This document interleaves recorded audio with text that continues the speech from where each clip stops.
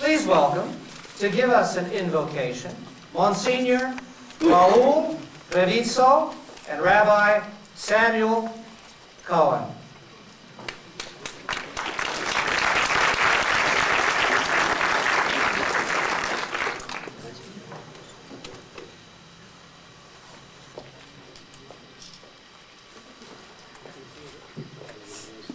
No, but you could speak into my chest.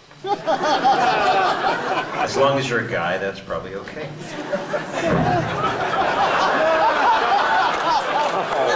Are you sure? This is the loft, right?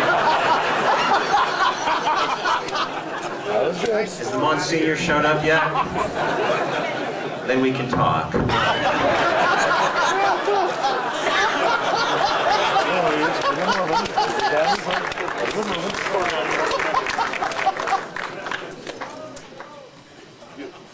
Councilman Steve Kazacek, whose name is even harder to pronounce than Kohan, asked me to prepare a prayer for civility to set a tone of purpose to an evening that promises open dialogue, good humor, and undoubtedly some disagreement and some controversy.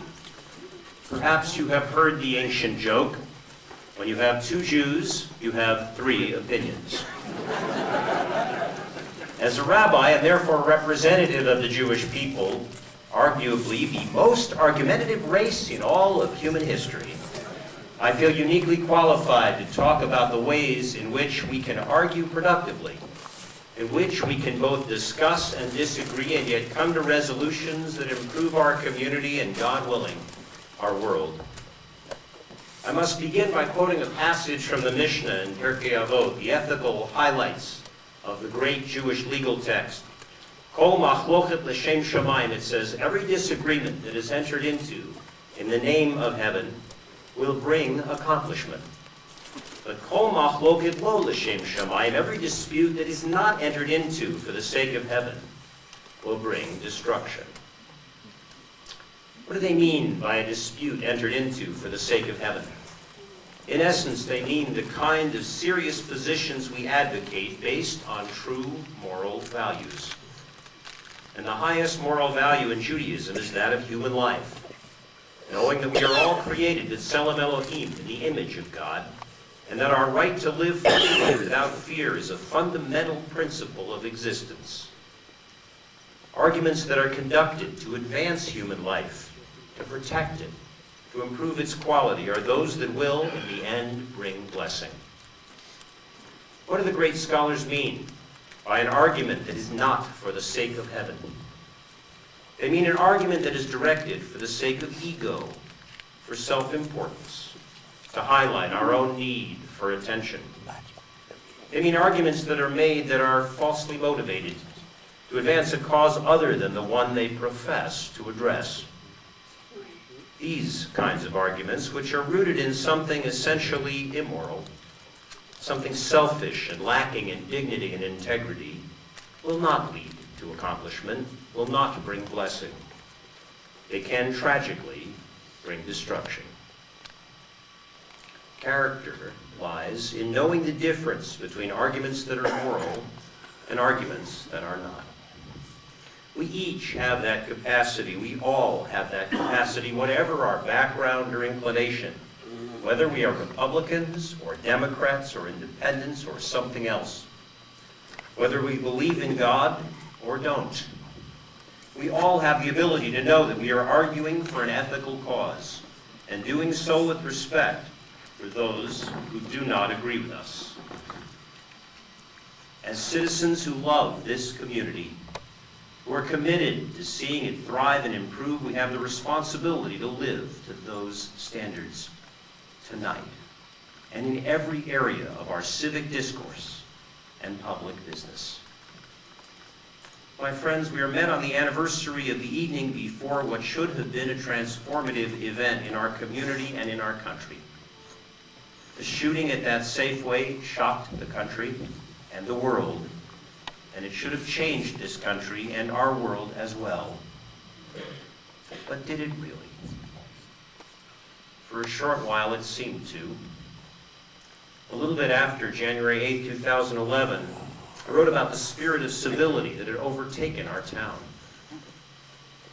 Most moving was the unique spirit among the people at the shrine, a spirit that I believe has been reflected throughout my community. People at the UMC shrine, and there really was no other word for it, kind of civic religious experience really. People at the shrine were being amazingly kind to one another. There was an aura of compassion that permeated the place.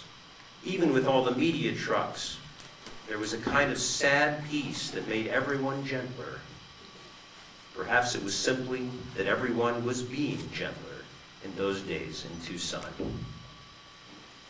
I've noticed that in the aftermath of tragedy, even with heated rhetoric coming from other quarters, people were acting with decency and kindness who may not have acted so before.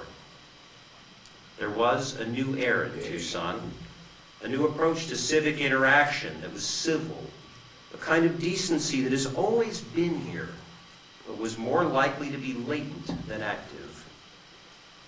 It gave hope that out of the awful experience, good could be created. You know, without cynicism, there's a cycle to the kind of horror of a terrible experience. After the initial shock and anger and the immediate recovery, people are often kinder to one another. Sometimes, if people work together to continue that, this becomes a permanent part of the community's identity. Sometimes not. Do you remember New York before 9/11 and then after?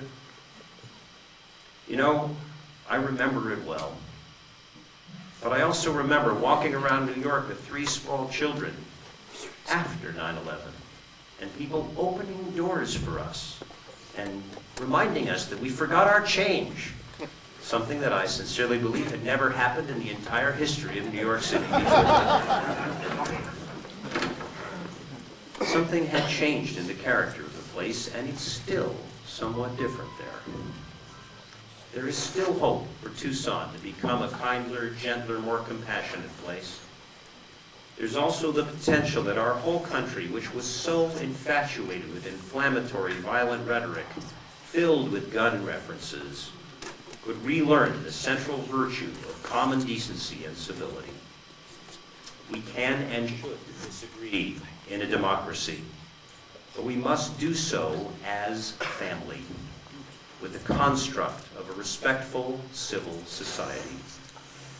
I pray tonight that we continue to learn from that trauma 2 years ago and from the traumas we continue to experience in our country, in Newtown, Connecticut, in Aurora, Colorado, in Wisconsin.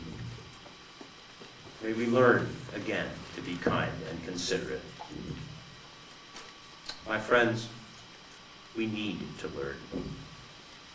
Now, immediately, a truly moral country, a truly great society like America has to guarantee to its children and adults the ability to go to school, to attend a political event, to shop in a supermarket, to pray in a religious facility, to come to a town hall in a movie theater in freedom and safety. We must protect the right to differ and disagree in a truly civil society. In order to have that right, we must also be safe from attack. We must not allow any more of the violence to scourge our society and our country. Tonight we pray to all of the different ways that we envision God.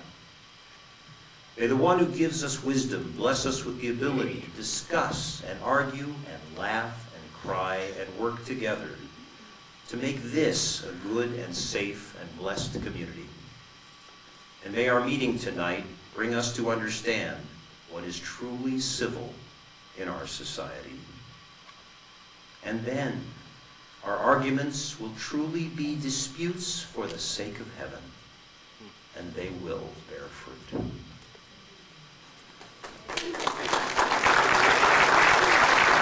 And the sheep applaud.